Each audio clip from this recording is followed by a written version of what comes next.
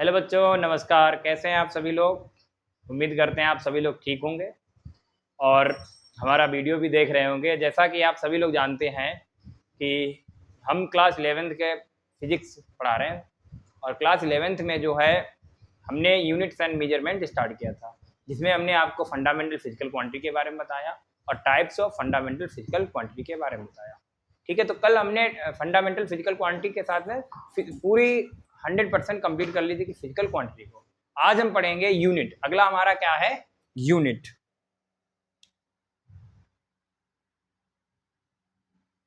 अगला क्या है हमारा? यूनिट है। ठीक है, तो यूनिट से आप क्या समझते हैं? देखिए, यूनिट क्या होता है? किसी भी फंडामेंटल फिजिकल क्वांटिटी को, फिक्स स्टैंडर्ड क्वांटिटी को मेजर करना और या एक्सप्रेस करना। किसी भी फंडामेंटल फिजिकल क्वांटिटी को फिक्स्ड स्टैंडर्ड क्वांटिटी होती है जो मेजर और एक्सप्रेस करने में काम करती है। ठीक है, तो इसकी डिफिनेशन क्या होगी? A fix standard quantity to measure. A fix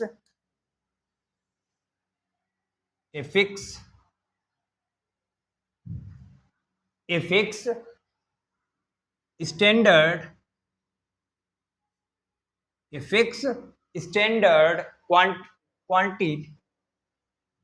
quantity to measure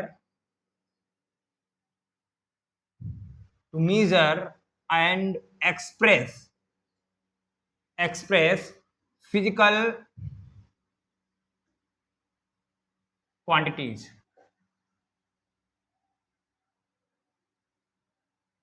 ठीक है, तो अब देखिए, किसी भी फिजिकल क्वांटिटी को शो करने के लिए, एक्सप्रेस करने के लिए, रिप्रेजेंट करने के लिए हमें दो ही चीजों की रिक्वायरमेंट होती है। नंबर वन, उसका मैग्नीट्यूड क्या है और उसकी यूनिट क्या है। उसका मैग्नीट्यूड क्या है और उसकी यूनिट क्या है। तो रिप्रेजेंटेशन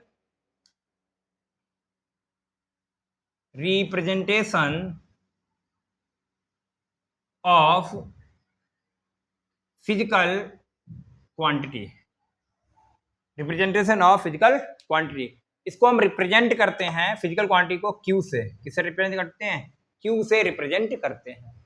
ठीक है, क्यू इक्वल टू क्या होता है? न्यूमेरिकल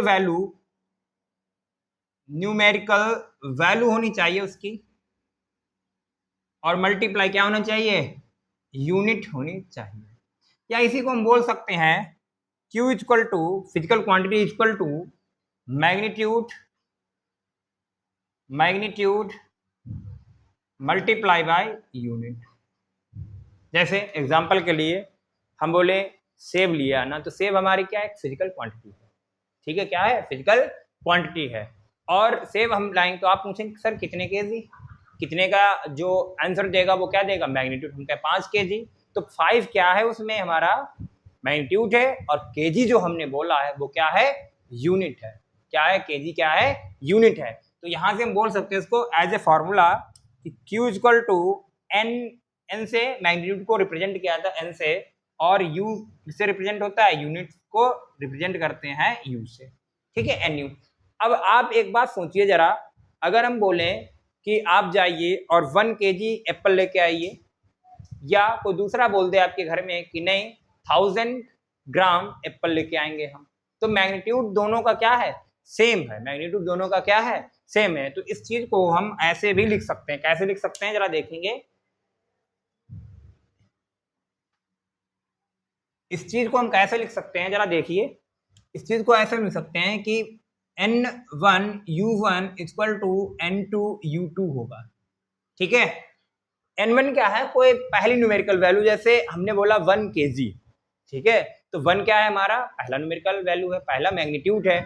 और U1 क्या है? केजी जो हमने बोला, ये किसी अदर सिस्टम ऑफ यूनिट में क्या है? यूनिट है। ठीक है, और दूसरे बार हमने बोला कि ये इक्वल होगा N2। N2 का मतलब 1000 ग्राम, N2 का मतलब 1000। तो हमारा जो 1 है वो किसके इक्वल है? 1000 के इक्वल है। और U2 का मतलब क्या है? U2 का मतलब सेकंड, जो किसी अदर सिस्टम ऑफ यूनिट में क्या होगा? हमारा यूनिट होगी। ठीक है, जैसे हम बोले 1 केजी इक्वल टू 1000 ग्राम, क्या होता है? 1000। 1 केजी में कितने ग्राम होते हैं? 1000 ग्राम होते हैं। तो यहाँ से देखो 1 kg का मतलब ही तो 1000 ग्राम है। तो यहाँ से ये 1 हो गया, ये N1 हो गया, ये U1 हो गया, ये N2 हो गया, ये U2 हो गया। अच्छा, इसको हम चाहें तो ग्राम में भी लिख सकते हैं, आगे मिलीग्राम में भी लिख सकते हैं, तो इतने मिलीग्राम हो सकता है आगे, ठीक है।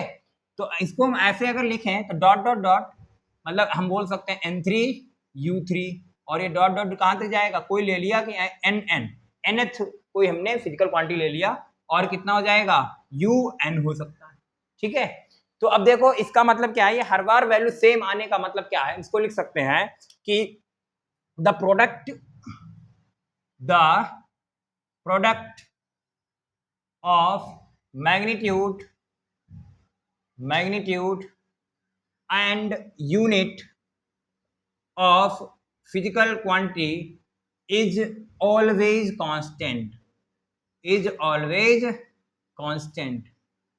बात समझे आप लोग, कि अगर हम मैग्नीट्यूड और यूनिट का प्रोडक्ट करें तो ये हमेशा क्या आएगा, हमेशा कांस्टेंट आएगा। कांस्टेंट का मतलब क्या होता है, हमेशा ही इक्वल आएगा। कैसा आएगा, हमेशा ही इक्वल आएगा, ठीक है।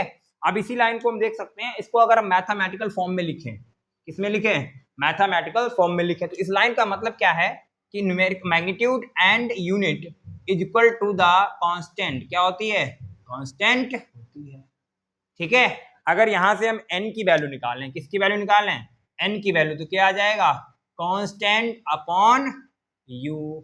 अच्छा, u आप सभी लोग जानते हैं क्या है, यूनिट है, और n क्या है, न्यूमेरिकल वैल्यू है। अच्छा, जब भी कोई कांस्टेंट हटता है, एक बात ध्यान रखिएगा, जब भी कोई कांस्टेंट हटता है तो एक सिंबल आपने देखा होगा, ये होता है प्रोपोर्शनल, और ये आ जाएगा 1/u। अच्छा, इसका मतलब क्या है, अब समझिए आप, अगर जैसे n ऊपर लिखा है, u नीचे लिखा है, तो एक ऊपर हो एक नीचे हो फिजिकल क्वांटिटी, कोई भी फिजिकल क्वांटिटी हो सकती है। इसका मतलब क्या है कि ये रेसिप्रोकल हैं, एक दूसरे के उल्टे हैं।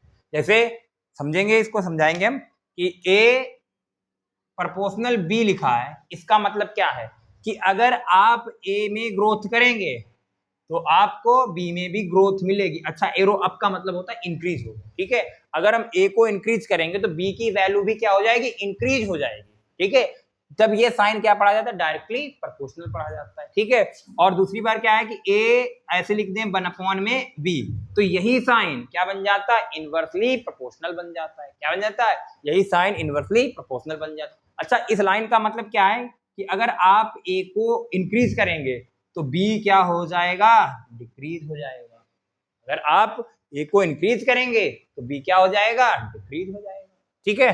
तो इसी लाइन का मतलब क्या है, तो हम बोल सकते हैं इसको, अदर उसमें बोल सकते हैं कि numerical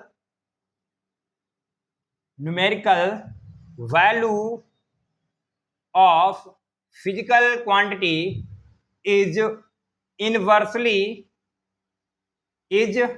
inversely proportional to the unit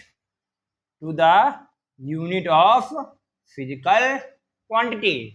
अच्छा, इस लाइन का मतलब आप समझेंगे, इस लाइन का मतलब आप समझेंगे, इस लाइन का मतलब क्या होता है। अच्छा, हमने वो बताया कि जितनी छोटी, इसका मतलब क्या है कि अगर यूनिट को छोटा रखेंगे, मतलब यूनिट की वैल्यू कम करेंगे, न्यूमेरिकल वैल्यू हमें उतनी ही ज्यादा मिलेगी, ठीक है। अगर यूनिट की वैल्यू कम करेंगे तो न्यूमेरिकल की वैल्यू ज्यादा होगी। अब समझो इसको, इसका मतलब क्या है, इस लाइन का मतलब देखो, इस लाइन का मतलब क्या है, देखो इस लाइन का मतलब है कि जैसे आपने देखा होगा 1 kg इक्वल टू 1000 ग्राम होता है। क्या होता है, 1 kg इक्वल टू 1000 ग्राम होता है। अच्छा, केजी बड़ा या ग्राम, तो 1 kg की ताकत कितनी है, 1000 ग्राम के इक्वल है। इसका मतलब क्या है कि 1000 लोग मिलकर 1 kg बनेंगे, तो 1 kg पावरफुल हुआ। इसका मतलब क्या है कि केजी हमारा बड़ा है और ग्राम हमारा क्या है, छोटा है। अब इस पर जरा देखो, हमने यहाँ पे जो यूनिट है वो क्या हमारा कम है, यूनिट की वैल्यू कम है, तो मैग्नीट्यूड हमें क्या लेना पड़ा, ज्यादा लेना पड़ा, तो नंबर की वैल्यू क्या लेनी पड़ी, ज्यादा लेनी पड़ी। देखो रिवर्स है, इसी को हम क्या कहते हैं, रेसिप्रोकल कहते हैं। क्या कहते हैं, रिवर्स इनवर्सली प्रोपोर्शनल या रेसिप्रोकल भी बोल देते हैं। अच्छा, अभी हमने लिखा था 1 kg, क्या लिखा था 1 kg, तो kg देखो यूनिट की वैल्यू बड़ी है, यूनिट की वैल्यू क्या है बड़ी है, तो यहाँ से n की जो वैल्यू हो जाएगी वो क्या हो जाएगी बताओ, कम हो जाएगी। देखो न्यूमेरिकल वैल्यू कम आए, जितनी बड़ी आप यूनिट लेंगे उतनी छोटी न्यूमेरिकल वैल्यू, जितनी छोटी यूनिट आप लेंगे उतनी बड़ी न्यूमेरिकल वैल्यू। ठीक है, अब ये हमारा हो गया representation of P by physical quantity. ठीक है, आप लोग देख लीजिए और लिख लीजिए। ठीक है, अब अच्छा आगे देखते हैं हम टाइप्स ऑफ यूनिट क्या होती है। जैसे हमने टाइप्स ऑफ फिजिकल क्वांटिटी पढ़ा, वैसे ही टाइप्स ऑफ यूनिट भी होता है। ठीक है, तो क्या लिखेंगे टाइप्स ऑफ यूनिट, क्या लिखेंगे टाइप्स ऑफ यूनिट। तो यूनिट पहले कौन सी हो जाएगी, पहली हमारी हो जाएगी फंडामेंटल यूनिट। पहली क्या हो जाएगी फंडामेंटल यूनिट। अच्छा, डिफिनीशन दोनों की क्या रहेगी, एक तरीके सेम ही है। जैसे फंडामेंटल यूनिट क्या हमने बताया था आपको, फंडामेंटल फिजिकल क्वांटिटी आपको क्या हमने बताया था कि those physical quantity which are not depends on other, जो दूसरे पर डिपेंड नहीं होती हैं या दूसरे पर फ्री होती हैं। इसका मतलब यहाँ भी देखे फंडामेंटल यूनिट, तो ये भी किसी पर डिपेंड नहीं होंगी, तो लिख सकते हैं, क्या लिखेंगे those unit which are not depends on other unit or free from other unit। मतलब ये भी क्या हो जाएंगे, किसी अदर पर डिपेंड नहीं होंगी और एक दूसरे से क्या होंगी, दूसरी यूनिट से फ्री होंगी, बिल्कुल कोई डिपेंड नहीं होंगी। ठीक है, तो ये फंडामेंटल यूनिट के बारे में हमने समझा। ठीक है, अब जैसे फंडामेंटल फिजिकल क्वांटिटी जितनी थी, कितनी थी 7 थी, कितनी थी 7 थी। कौन कौन सी, length mass time temperature, length mass time temperature, current, luminous intensity और अमाउंट ऑफ सब्सटेंस था। ठीक है, ऐसे ही हमारी जो फंडामेंटल यूनिट होंगी वो कितनी होंगी, वो भी कितनी होंगी 7 ही होंगी। तो क्या लिखेंगे there are 7 fundamental physical unit, there are 7 fundamental unit. कौन कौन सी है, एक हम टेबल बनाएंगे अभी, उसी से आप देख लेंगे। ठीक है, कौन कौन सी, पहले टेबल ना बनाकर पहले ऐसे ही लिख सकते हैं। कौन कौन सी हो जाएगी, लेंथ, तो लेंथ की क्या हो जाएगी, देखिए लेंथ की होती है मीटर, क्या होती है, तो पहली होती है मीटर। दूसरा क्या था मास, मास का क्या होता है किलोग्राम, क्या होता है किलोग्राम, तो सेकेंड यूनिट कौन सी हो जाएगी किलोग्राम। थर्ड क्या है टाइम, तो टाइम की यूनिट क्या होती है सेकेंड। अच्छा, फोर्थ क्या है लेंथ, मास, टाइम, टेम्परेचर, तो टेम्परेचर को किसमें डिनोट करते हैं केल्विन, टेम्परेचर की यूनिट क्या होती है केल्विन। और नंबर 5 क्या होता है हमारा लेंथ, मास, टाइम, टेम्परेचर और करंट, करंट की यूनिट क्या होती है एम्पियर। और 6 नंबर पे क्या था लुमिनस इंटेंसिटी, तो ये होता है कैंडेला, क्या होता है कैंडेला। ठीक है, और जो 7 नंबर पे थी वो क्या थी अमाउंट ऑफ सब्सटेंस, इसका मतलब क्या है कि होता है मोल। तुमने देखा होगा 1 मोल 2 मोल 3 मोल, इसे मॉलिक्यूल लिखे जाते हैं। ठीक है, तो यहाँ पर समझो कितने टाइप की फंडामेंटल यूनिट है, मीटर पहले 7 है, मीटर, किलोग्राम, सेकेंड, केल्विन। अब अच्छा, कुछ बच्चों को लग रहा होगा कि सर डिग्री सेंटीग्रेड भी होता है, फ़ारेनहाइट भी होता है, केल्विन क्यों, तो अभी हम आपको आगे बताएंगे कि सिस्टम ऑफ यूनिट में इनको रखा गया है। तो ये सारी की सारी क्या होती है फंडामेंटल यूनिट एसआई यूनिट में होती है, किसमें होती है एसआई यूनिट में होती है, अभी हम आपको आगे बताएंगे। ठीक है, तो metre, kilogram, second, kelvin, ampere, candela और मोल हमारी क्या होती हैं फंडामेंटल यूनिट होती हैं। ठीक है, तो एक बार और समझेंगे टाइप्स ऑफ यूनिट में हमने क्या बताया कि फंडामेंटल यूनिट होती हैं कौन कौन सी, क्या होता है फंडामेंटल यूनिट, जो those units which are not depends on other unit और फ्री फ्रॉम अदर यूनिट होता है। ठीक है, तो ये समझ गए होंगे ये कितने टाइप की होती है, 7। फिर से एक बार रिवाइज करेंगे, metre, kilogram, second, kelvin, ampere, candela और मोल होती है। ठीक है, क्या होती है, मोल होती है। समझ गए बात आप। अब इसके बाद आपको क्या देखना है कि सेकेंड कौन सी होती है। ठीक है, तो फर्स्ट हमने पढ़ ली और अब हमारी क्या हो जाएगी, सेकेंड हो जाएगी। सेकेंड कौन सी है बताइए जरा, कौन सी हो सकती है, ड्राइव्ड यूनिट। क्या होती हैं, ड्राइव्ड यूनिट। अच्छा, ड्राइव्ड यूनिट क्या होती हैं, जो दूसरे पर डिपेंड होंगी। तो क्या लिखेंगे, physical those units which are depend on other units, जो दूसरे यूनिट पे क्या करती हैं, डिपेंड करती हैं। ठीक है, तो क्या हो जाएगी, derived unit those units which are depend on other units। जैसे क्या हम बोल सकते हैं, एक एग्जांपल के लिए देखते हैं, क्या एग्जांपल इसका हो सकता है, जैसे न्यूटन आपने देखा होगा, क्या देखा होगा, न्यूटन। तो न्यूटन क्या है बताओ, न्यूटन क्या कहते हैं, किलोग्राम मीटर पर सेकेंड स्क्वायर से मिलकर क्या होता है, 1 न्यूटन के इक्वल क्या होता है, किलोग्राम मीटर पर सेकेंड स्क्वायर। ठीक है, अब दूसरा हम आपको एग्जांपल दें तो क्या हो सकता है बताओ, एक्सेलरेशन का एग्जांपल क्या होता है, मीटर पर सेकेंड स्क्वायर।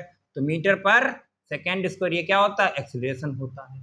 ठीक है, तो ये ऐसे ही क्या होता है, ड्राइव्ड यूनिट होती है। ठीक है, क्या होती है, ड्राइव्ड यूनिट। फिर से देखेंगे, ड्राइव्ड यूनिट क्या है, those units which are depend on other units. कौन कौन सी, न्यूटन हो सकती है, ऐसे ही आगे पास्कल आप पढ़ेंगे, जूल पढ़ेंगे, डाइन पढ़ेंगे, सारी की क्या है, यूनिट है। ठीक है, अब देखिए आप, ड्राइव्ड के बाद हमारी एक और बच गई, कौन सी बच गई, सप्लीमेंट्री यूनिट। कौन सी बच गई, सप्लीमेंट्री यूनिट। तो थर्ड क्या हो जाएगी, सप्लीमेंट्री यूनिट। अच्छा, इसमें कितनी हमने रखी थी बताइए आप, 2। कौन कौन सी, प्लेन एंगल और सॉलिड एंगल। प्लेन एंगल और सॉलिड एंगल। तो जब भी हम प्लेन एंगल को मीजर करते हैं, तो प्लेन एंगल को मीजर करेंगे, प्लेन एंगल को जब मीजर करते हैं वो किस में करते हैं, रेडियन में करते हैं। किस में करते हैं, रेडियन में करते हैं। ठीक है, और जो सॉलिड एंगल को मीजर करते हैं, किसको, सॉलिड एंगल को मीजर करते हैं, तो ये किस में करते हैं, स्टेरेडियन। किसमें करते हैं, स्टेरेडियन। ठीक है, तो ये हमारी क्या थी, यूनिट्स थी सप्लीमेंट्री। पहली हमने क्या बताया, फंडामेंटल यूनिट। दूसरी हमने क्या बताया आपको, बताइए, दूसरी हमने बताया आपको ड्राइव्ड यूनिट, और थर्ड हमने आपको बताया सप्लीमेंट्री यूनिट। तो ये टाइप्स ऑफ यूनिट था। ठीक है, अब आपने देखा होगा कभी कभी हम किलोग्राम बोलते हैं, कभी कभी ग्राम बोल देते हैं, कभी कभी सेंटीमीटर बोल देते हैं, कभी कभी मीटर, कभी कभी किलोमीटर बोलते हैं। तो इनकी एक क्या होती है, सिस्टम ऑफ यूनिट होती है। क्या होती है, यूनिट की एक सिस्टम होता है।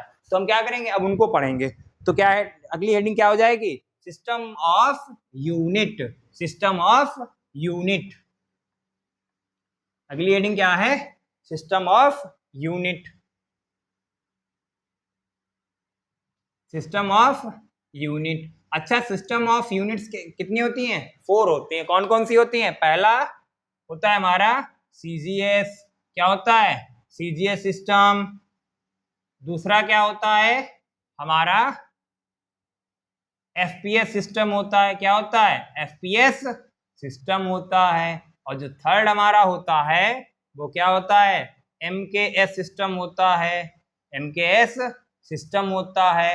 और नंबर 4 क्या होता है, ये एसआई सिस्टम होता है। क्या होता है, एसआई सिस्टम होता है। ठीक है, तो ये 4 टाइप के होते हैं। अब देखिए, जो सीजीएस सिस्टम है इसका अदर नेम क्या होता है, फ्रेंच सिस्टम, या इसी को हम बोल सकते हैं फ्रेंच सिस्टम।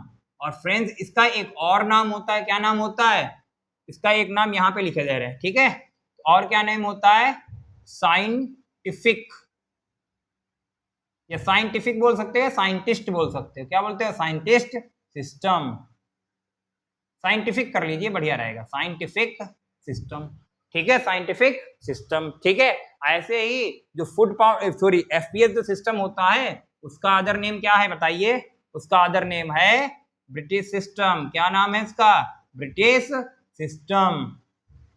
ठीक है, क्या होता है? British system. ऐसे MKS का भी नाम एक होता है, इसको क्या कहते हैं? Matric system. क्या कहते हैं? मैट्रिक सिस्टम नाम देते हैं। और जो SI है इसकी फुल फॉर्म क्या होती है? इंटरनेशनल सिस्टम ऑफ यूनिट होती है। ठीक है, तो अभी तक हमने क्या क्या समझा कि सिस्टम ऑफ यूनिट के बारे में। तो सिस्टम ऑफ यूनिट कितनी है?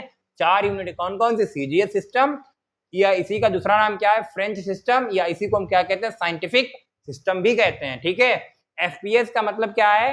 इसका अदर नेम क्या है? British system. और थर्ड हमारा क्या है? MKS सिस्टम, जिसे हम मैट्रिक सिस्टम भी कहते हैं। ठीक है, और जो चौथा है वो क्या है? SI सिस्टम है।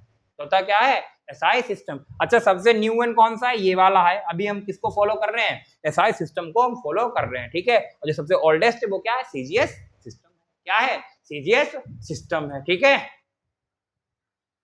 अब देखिए, अब एक एक करके हम पढ़ेंगे। ठीक है, इसको पहले क्या हेडिंग हो जाएगी हमारी? CGS system. क्या हेडिंग हो जाएगी? CGS system. तो पहले आप लोग हेडिंग लगाएंगे, क्या लिखेंगे? CGS system. CGS सिस्टम, या इसी को हम क्या नाम देते हैं? बोल सकते हैं फ्रेंच सिस्टम। French system. ठीक है, अब देखिए, अगर हम देखें तो मोस्टली हमें 3 चीजों की रिक्वायरमेंट ज्यादा पड़ती है। कौन कौन सी? बताइए। लेंथ की, मास की और टाइम की ज्यादा जरूरत पड़ती है। इसीलिए इसको शॉर्ट फॉर्म में CGS बोला गया कि लेंथ को मेजर किया गया और मास को और टाइम को रिप्रेजेंट किया गया। ठीक है, तो क्या लिखेंगे इसमें? लिखेंगे in this system, in this system length is measured। Length को किसमें मेजर किया जाएगा? Length is measured in centimetre. किसमें? सेंटीमीटर। और सेंटीमीटर को क्या लिखते हैं? CM लिखते हैं। CM। CM चीफ मिनिस्टर नहीं, CM का मतलब क्या होता है? सेंटीमीटर होता है। ठीक है, और मास इज इन, किसमें? ग्राम में। किसमें? ग्राम में। Is in gram. And time in second. Time in second. Time in second. ठीक है, तो इस सिस्टम में क्या होता है? सिस्टम में लेंथ हमारी जो मेजरमेंट होती है वो किसमें होती है? लेंथ मेजरमेंट होती है सेंटीमीटर में। किसमें? सेंटीमीटर में। और जो मास होता है वो किसमें होता है? हमारा ग्राम में। और जो टाइम होता है वो किसमें होता है? सेकंड में होता है। किसमें होता है? सेकंड में होता है। अच्छा, ये तो पहली हमने पढ़ ली। अच्छा, दूसरी क्या है? बताइए, दूसरी क्या है? अभी हमने क्या बताया आपको? FPS system. क्या होती है? FPS सिस्टम, या इसी का दूसरा नेम क्या है? FPS सिस्टम का दूसरा नेम क्या है? British system. क्या नाम है? British system. ठीक है, तो इसमें अगर हम देखें तो इसमें क्या होता है? लेंथ इन दिस सिस्टम लिखना, देखो एक ही टाइप की थ्योरी होती है। ठीक है, तो in this system, in this system, in this system length is measured, length is measured in foot. देखा होगा आपने, अभी भी हमारे यहाँ क्या चलता है? फुट चलता है। ठीक है, फुट। फुट का मतलब FT भी लिख सकते हैं या F भी लिख देते हैं कोई कोई लोग। ठीक है, तो FT लिख सकते हैं आप। इसके बाद जो ये हो गया मास, मास इन पाउंड।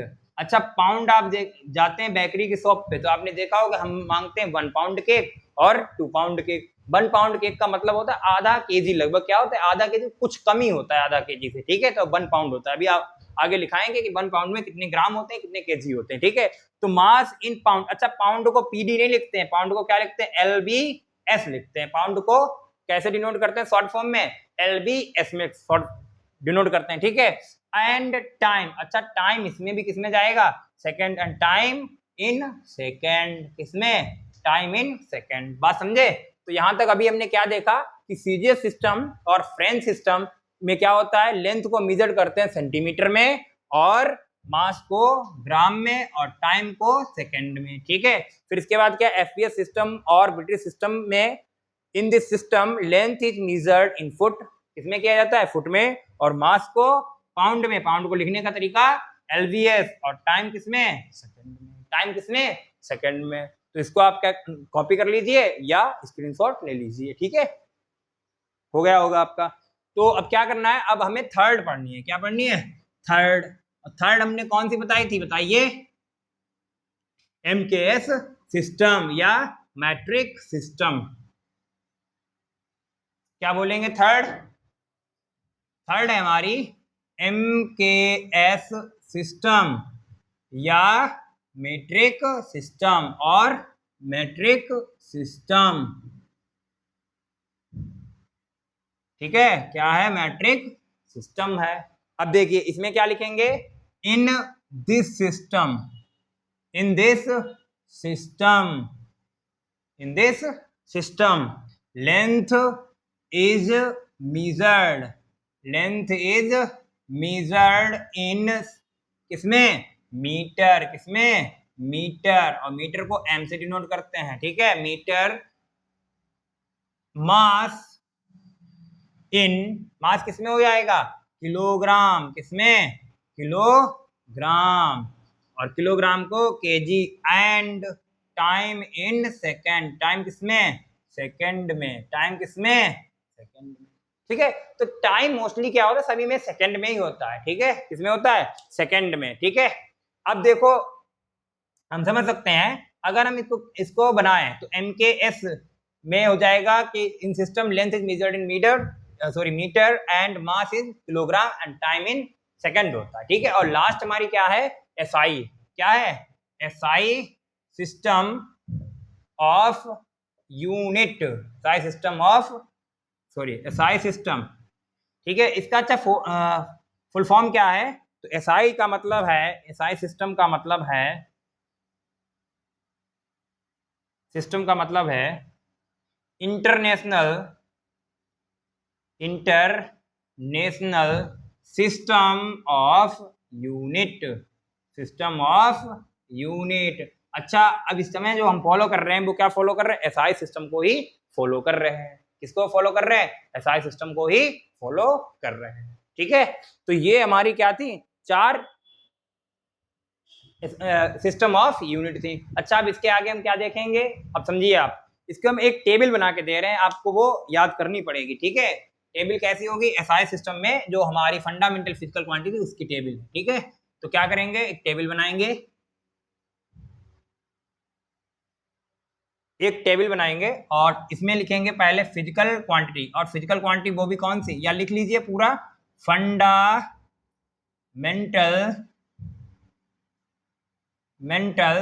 फिजिकल क्वांटिटी, और दूसरे में क्या लिख लें, SI unit of physical quantity, और थर्ड क्या लिख लें, रिप्रेजेंटेशन, क्या लिख लें, रिप्रेजेंटेशन, ठीक है। ये तीन कॉलम बना लें। पहला क्या था, अपनी मन में ही बोलो, आप सभी लोग अपने अपने मन में बोलो, पहला क्या था, लेंथ था, पहला क्या था, लेंथ। दूसरा क्या था, मास, क्या था, मास। और थर्ड क्या था, time, length mass time. Fourth क्या था, टेम्परेचर, क्या था, टेम्परेचर। और 5 क्या था, करंट, क्या था, करंट। और 6 क्या था, बताइए, 6 था ल्यूमिनियस इंटेंसिटी, क्या था, ल्यूमिनियस इंटेंसिटी। और जो 7 नंबर हमारे पास क्या था, बताइए जरा, 7 नंबर क्या था, 7 नंबर हमारे पास था amount of substance, amount of substance, ठीक है। अब इसकी SI यूनिट क्या होगी, लेंथ। हमेशा देखिए, अब ये जो बात बताने जा रही है न्यूमेरिकल में आएगी, ठीक है। तो न्यूमेरिकल में हमेशा अगर किलोग्राम आपको दिया है तो किसमें कन्वर्ट करना पड़ेगा, ग्राम में, किसमें कन्वर्ट करना पड़ेगा, ग्राम में, ठीक है। तो लेंथ हमेशा किसमें आएगा, मीटर में, किसमें, मीटर में। और मीटर का जो डिनोशन है या रिप्रेजेंटेशन है वो क्या है, स्मॉल m है। मास क्या है, अच्छा मास, अब देखिए मास को किससे डिनोट करते हैं, किलोग्राम, या ग्राम, सॉरी किलोग्राम से, किससे डिनोट करते हैं, किलोग्राम। तो ये हो जाएगा केजी। क्या हो जाएगा? केजी। अभी हम जो बात बोल गए वो थोड़ी सी सही कर लीजिए आप लोग। जो भी न्यूमेरिकल में वैल्यू होगी वो किसमें होगी? ग्राम को किलोग्राम में ही कन्वर्ट करेंगे, मतलब इसी यूनिट में कन्वर्ट करेंगे जो हम लिखाने जा रहे हैं, ठीक है। टाइम किसमें? हमेशा सेकंड। जैसे आपको क्वेश्चन में दे देगा आवर दे देगा, क्या दे देगा? आवर दे देगा। तो आवर से हमें कोई मतलब नहीं, हमें क्या मतलब है? सेकंड में लाना है। तो 1 आवर में या 1 मिनट में या 1 ईयर में हमें किसमें कन्वर्ट करना पड़ेगा? सेकंड में कन्वर्ट करना पड़ेगा। और सेकंड को SEC लिख के देते हैं या SV लिख देते हैं, ठीक है। अच्छा, जो चौथा है टेम्परेचर। टेम्परेचर क्या होता है? केल्विन। क्या होता है? केल्विन में डिनोट करते हैं, और केल्विन K से डिनोट करते हैं, ठीक है। करंट क्या होता है? करंट होता है एम्पियर। करंट की यूनिट क्या होती है? एम्पियर। और एम्पियर क्या है? A से डिनोट करते हैं। अच्छा, ल्यूमिनस इंटेंसिटी क्या होती है? बताया था, कैंडेला होती है। क्या होती है?